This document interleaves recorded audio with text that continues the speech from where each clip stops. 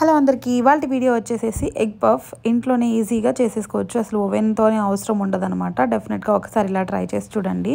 So egg puff కోసం ముందుగా నేను ఎగ్స్‌ని బాయిల్ చేసేసుకుంటున్నాను. సో ఎగ్స్ బాయిల్ చేసిన తర్వాత ఒక బౌల్‌లోకి మైదా తీసేసుకుంటున్నాను.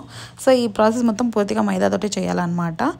సో మైదాలో కొంచెం సాల్ట్ వేసేసి అలాగే కొంచెం బటర్ వేస్తున్నాను. సో ఒక బౌల్‌లోకి మనం చిన్న బౌల్‌లోకి మైదా తీసుకొని బటర్ మెల్ట్ చేసేసి దీన్ని మంచిగా కలపాలన్నమాట.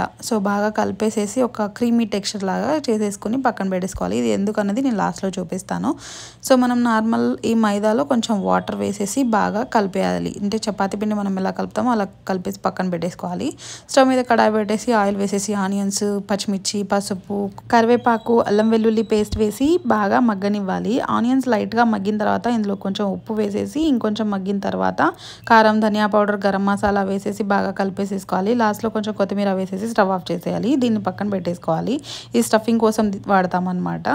దీని తర్వాత మనం బాగా కలిపెట్టుకున్న మైదా పిండిని ఒకసారి మళ్ళీ కలిపేసేసి చిన్న చిన్న ముద్దల్లాగా చేసేసుకోవాలి. తర్వాత మనం చపాతీని అయితే మనం ఎలా ప్రెస్సింగ్ చేసేసుకుంటామో సేమ్ అదే ప్రాసెస్లోకి ఇది మొత్తం ప్రెస్ చేసేసేయాలన్నమాట. సో నేను ముందు చూపించాను కదా బటర్లో కొంచెం మైదా వేసేసి కలిపెట్టుకున్న క్రీమీ టెక్స్చర్ని ఇప్పుడు ఇలా చపాతీ మీద అప్లై చేస్తూ ఒక్కొక్క చపాతీ పైన అప్లై చేసుకుంటూ ఇంకో చపాతీ పెట్టుకుంటూ వచ్చేయాలన్నమాట. సో లాస్ట్లో కొంచెం edges cut చేసేసేయాలి.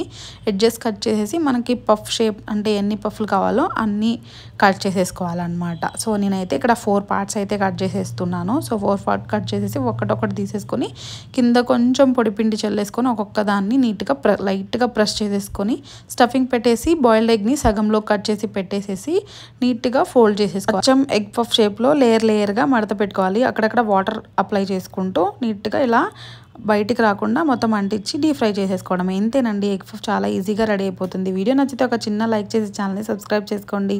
Thank you for watching. See you next video. Bye.